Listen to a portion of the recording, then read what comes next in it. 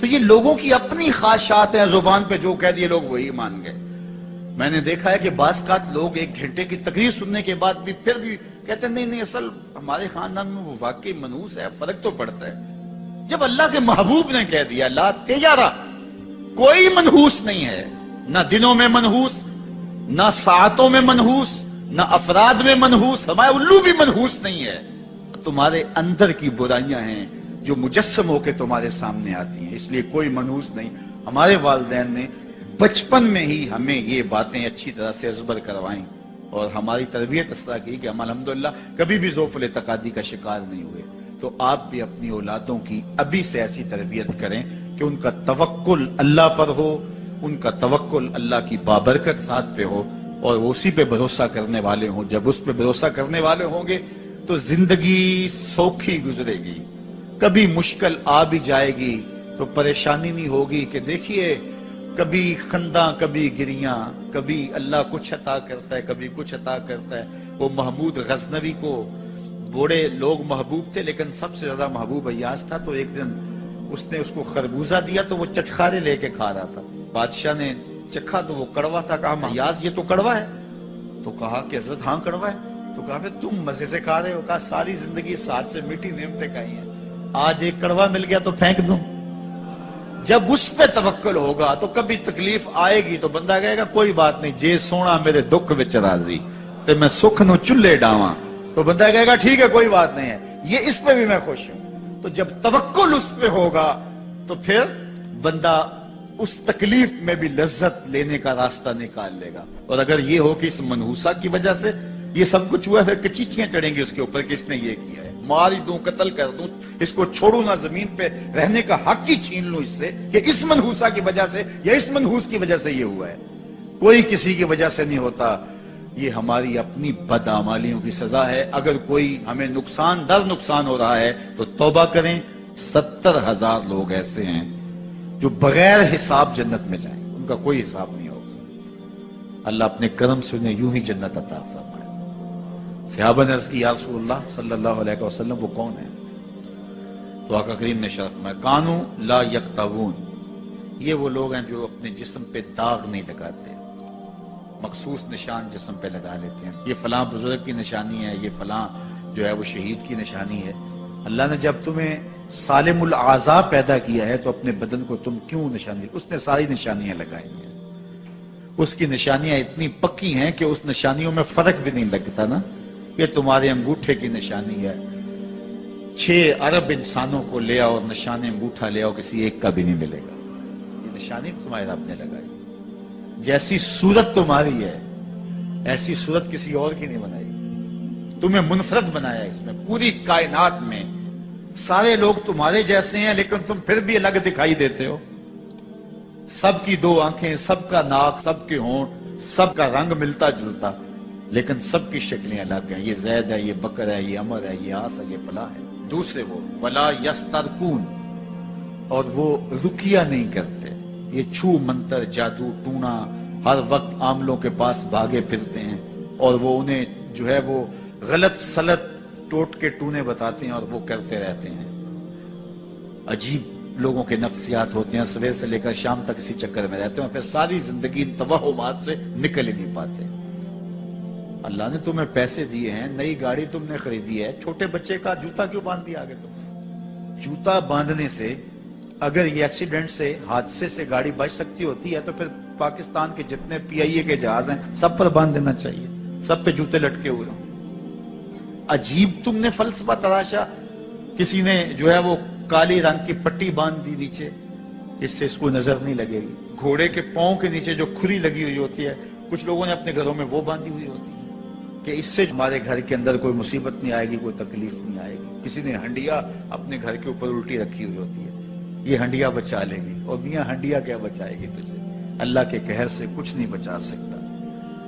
جب تمہارے اوپر کوئی مصیبت نازل ہونی ہے تو کچھ نہیں بچا سکتا۔ اگر بچنا چاہتے ہو تو پھر اللہ سے استغفار کرو، اللہ تعالیٰ کی تسبیح کرو، اللہ کی تحلیل کرو، میرے حضور پہ درود پڑھو، پھر دیکھنا کہ مصیبتیں ٹلتی ہیں یا نہیں ٹلتی۔ تو یہ خام خواہ کے رکیے اور یہ عامل لوگ جو ہیں ان کا تو کام ہی یہی ہے، ان کا کام چلتا ہے لوگ ذوف الاعتقادی میں مبتلا رہے ہیں، اور یہ کہہ دیتے ہیں کہ آپ کے خاندان میں ایک منحوس عورت ہے، یہ اس کا کیا ہوا ہے، تو کوئی نہ کوئی منحوس تو پہلے ہی انہوں نے طے کر رکھی ہوتی ہے، فوراً ذہن وہاں جا کلک ہو جاتا ہے۔ اس کا نون سے نام شروع ہوتا ہے، اس کا کاف سے نام شروع ہوتا ہے، اس کا جیم سے نام شروع ہوتا ہے، تو پورے خاندان میں کسی کا نام کاف، نون یا جیم سے تو شروع ہوتا ہی ہوگا، یا دوستوں میں، تو فوراً ذہن جو ہے ادھر منتقل ہو گیا۔ اب یہ بابا جی نے بتا دیا ہے، ہاں ہاں ہاں اس نے یہ بات کی تھی، کچھ باتیں یاد آنے لگی، اس کاف سے شروع ہونے والے نام کے ساتھ نفرت پیدا ہو گئی۔ اس بابے نے نفرت کا کاروبار کیا ہے، اس نے تو 100 روپے 200 روپے لے لیے، لیکن دو انسانوں کے اندر نفرت ڈال دی۔ اس کا گریبان کل قیامت کے دن پکڑا جائے گا۔ ان ملنگوں کے پاس، ان ذوف الاعتقادی کو پھیلانے والوں کے پاس کبھی نہ جاؤ۔ تمہیں مصیبت پڑی ہے، تمہیں لگ رہا ہے کہ شاید میرے اوپر جادو ہے، تو پڑھو نا سورہ بقرہ، جادو جڑ سے اکھڑ جائے گا۔ 40 دن اپنے گھر میں سورہ بقرہ پڑھو، برکت ہوگی۔ کہتے ہیں مولوی صاحب 40 دن تو نہیں پڑھی جا سکتی، 2.5 پارے، ہمیں کوئی تعویذ ہی کر دے۔ ہم شارٹ کٹ چاہتے ہیں نا، روزانہ صبح 2.5 پارے سورہ بقرہ پڑھے، یہ تو ہم سے نہیں پڑھی جائے گی، تو آپ کوئی تعویذ ہی لکھ دیں۔ کاروبار میں برکت نہیں، میں کہتا ہوں پڑھو نا سورہ واقعہ، 3 رکوع ہیں، برکت ہوگی۔ ہم کہتے ہیں ہمیں تعویذ ملنا چاہیے، بس وہ ہم گلے میں رکھ لیں، بٹوے میں رکھ لیں، پرس میں رکھ لیں، اور ہمارا کام ہو جائے، ہمیں کچھ بھی نہ پڑھنا پڑے، ہمیں وضو تک نہ کرنا پڑے، نماز نہ پڑھنی پڑے، اور برکت ہو جائے۔ ایسے برکت تو نہیں آتی۔ بیٹے کی شادی کی، بہو گھر لائے، ابھی 2 دن نہیں گزرے تھے، کاروبار میں نقصان ہو گیا، یا گھر کا کوئی فرد فوت ہو گیا، یا کوئی جانور مر گیا، تو کہا کہ یہ منحوسہ آئی ہے تو ہمارا یہ نقصان ہو گیا۔ اگر وہ نہ آئی ہوتی تو پھر یہ نقصان نہ ہوتا، پھر تم قیامت تک جینا تھا، یا اس سے قبل تمہارے کبھی نقصان نہیں ہوئے؟ تمہارے گھر کے اندر بیٹیاں موجود ہیں، یہ بھی کل کسی کی بہو بنیں گے، اور ان کا بھی کوئی نقصان ہو سکتا ہے، اور یہ بھی منحوسہ قرار دی جا سکتی ہے۔ پھر تانو تشنی کے تیر جو ہے وہ اس کے اوپر لگائے جانے لگے۔ کتنی زیادتی ہے، کتنا ظلم ہے، کسی کا دل توڑنا، کسی کا دل دکھانا، کسی کو منحوس قرار دے دینا۔ از خود تمہارے پاس کیا سند ہے؟ تمہیں الہام ہوا ہے؟ کیا حجت ہے، کیا دلیل ہے تمہارے پاس کہ کسی کو تم نے منحوس قرار دے دیا؟ کتنا مکار ہے انسان، اپنی بدعمالیوں کو، اپنی نیت کے کھوٹ کو، اپنی نیت کی کوتاہیوں کو، اپنی سستیوں کو، اپنے عمل کی کمیوں کو دوسرے کے اوپر مڑ دیتا ہے۔ کاروبار تو نے صحیح نہیں کیا، نقصان ہو گیا۔ صبح 12 بجے اٹھ کے تو گھر سے جا رہا ہے اور نقصان ہو گیا۔ تو نے 2 نمبر مال بیچا، آج پکڑا گیا اور نقصان ہو گیا۔ تم نے ٹیکس نہیں دیا، تم نے زکات نہیں دی، تم نے دروازے پہ کھڑے ہوئے سائل کو جھڑکا، نقصان ہو گیا۔ یہ تمہارے پاپ ہیں جو مصیبت بن کے تمہارے سامنے آتے ہیں، یہ تمہاری بے تدبیریاں ہیں، تمہاری ناحکمتیاں ہیں، یہ تمہاری بے احتیاطیاں ہیں، یہ تمہارا تکبر ہے، یہ تمہارا غرور ہے، یہ تمہارا عجب ہے، یہ تمہاری ریاکاری ہے، یہ تمہاری خیانت ہے، یہ تمہاری دھوکہ بازی ہے، یہ تمہارے قلب کے اندر چھپی ہوئی نفرت ہے، جو آج تمہیں مصیبت بن کے جس کا سامنا کرنا پڑ رہا ہے۔ یہ تمہارے اندر کے عیب ہیں جو مجسم ہو کے تمہارے سامنے آئے۔ اللہ تعالیٰ نے قرآن مجید میں ارشاد فرمایا وَمَا أَصَابَكُم مِّن مُّصِيبَةٍ فَبِمَا كَسَبَتْ أَيْدِيكُمْ، جو تمہارے اوپر مصیبت آتی ہے وہ تمہاری اپنی کرتوتوں کی وجہ سے آتی ہے۔